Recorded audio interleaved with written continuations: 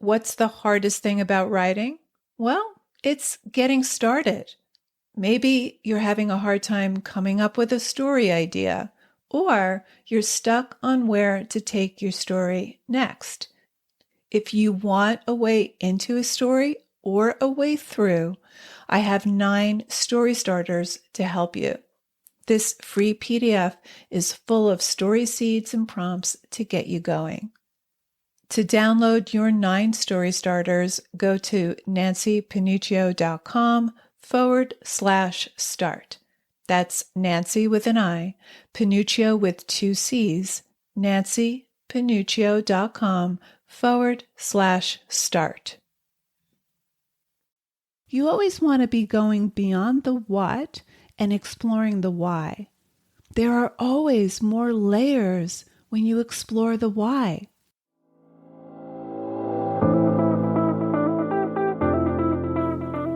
Writer Unleashed is for you, a writer who has a story you want to bring onto the page and into the hearts and minds of readers. I'm Nancy Panuccio, writer, editor, and writing coach. And each week, we'll explore techniques, mindsets, and inspiration for writing stories readers can't put down. Thanks for spending some time with me today. Now let's begin.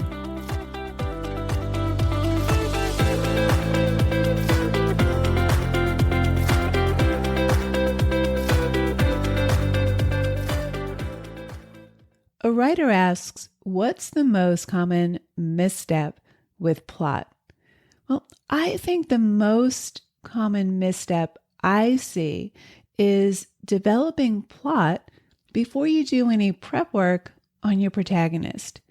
Before you develop your plot, before you write your opening scene, you need to be clear on 3 things about your main character. Because you can't develop a plot without knowing who it affects and why. Before we dive in, let's talk about 2 elements that drive your plot: deep-seated desire and a limiting belief that's keeping him or her from getting it. Now, this is often referred to as the fatal flaw. We all have them, but what causes your character's fatal flaw is a faulty belief about how the world works and even about himself vis-a-vis that core desire. His desire is conscious, but his belief around that desire is often unconscious. It's beneath his own awareness. It's beneath the surface. Now, there are things that happen on the surface of your story. They make it hard for your protagonist to get what he wants, but the purpose of plot is to put your protagonist through the paces so that by the end, whether he gets what he wants or not, he's a different person than the person we met on page 1. The conflict between what your character wants and the internal belief holding him back will give everything in your story meaning. Every scene, every plot point, every image, everything will lead back to that inner conflict. That limiting belief is what your protagonist will be forced to overcome by the end of the story. Once you know what your protagonist wants and why, and what limiting belief he needs to overcome, everything you include on the plot level will reflect that. So let's break it down into 3 steps. The first step is to nail down what your character already wants. Your character comes into the story already wanting something and wanting it passionately. Frank Wheeler comes into Revolutionary Road wanting to escape the monotony of his suburban life. Anna Karenina comes into the novel wanting to escape a loveless marriage and find true love. Now, this may sound simple, but just like your desires, whether it's to find a romantic partner or escape your 9 to 5 job or to be rich or simply to be happy, well, it's deceptively complicated. Human desire is complex. But before we explore the complexity of your character's desire, we need to drill down to specifics. Now, sometimes when I ask a writer what their main character wants, they say something vague like, well, she wants to be happy or at peace, or he wants to be wealthy. It's not enough to say your character wants to get rich or to be happy. We can't be generic when it comes to character desire. So we have to drill down from the universal to the specific.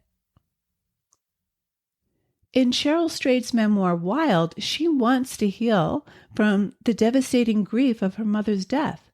But the concrete thing she wants is to hike the Pacific Crest Trail. That trail embodies her movement through grief. It represents her internal desire. It's the outward manifestation of her internal desire. It's concrete. So the first step is to make the desire specific and concrete. Now, let's say you know the specific concrete goal your character's chasing. Cheryl Strayed wants to hike the Pacific Crest Trail. Anna Karenina wants to be with Vronsky. Frank Wheeler wants to move to Paris. But you need to go deeper. What's the unconscious drive? So, step 2. Why does he want it? Why does getting it matter? This is far more important than the what, because it's what gives everything that happens on the plot level meaning. You always want to be going beyond the what and exploring the why. There are always more layers when you explore the why. We want to think about not just the concrete thing your protagonist wants, but what it means to her. You want to explore the unconscious motivations playing in the background of your character's life, governing what he wants, what he does to go after it, and how he reacts. So, why does it matter? Unpeel the whys. Go for more than one why. Brainstorm. By the way, your reader doesn't need to have this laid out on the page. People know themselves far less than they think they do, and your character is no different. But you need to know it deep down so that it infuses everything that happens on the surface of the story. The reader is always curious about what's going on underneath the surface. This is one of the main things that keeps your reader hooked into the story. We turn to story because it exposes the things we keep under wraps. And we're insanely curious about why people do what they do, what motivates their desires, and why they react the way they do. We all have a public life and a private life. We keep things close to the vest for a couple of reasons. One, it's not always appropriate to expose our deepest feelings. For example, at work, we typically suppress huge parts of who we are. But we're also deeply afraid of what people will think of us if they know who we really are. And your protagonist's biggest fear is that he'll be exposed for who he really is. Because secretly, we all feel like we're faking it to some degree, especially when what we want matters to us. Your protagonist is not just afraid of others finding out who he really is, he's afraid to face it himself. But here's what I want you to camp out on. The things about ourselves that we keep hidden are exactly the things we're dying to know about other people. We're always trying to decode why people do what they do, what they're thinking, what their motivations are, what they're feeling. We want to know why.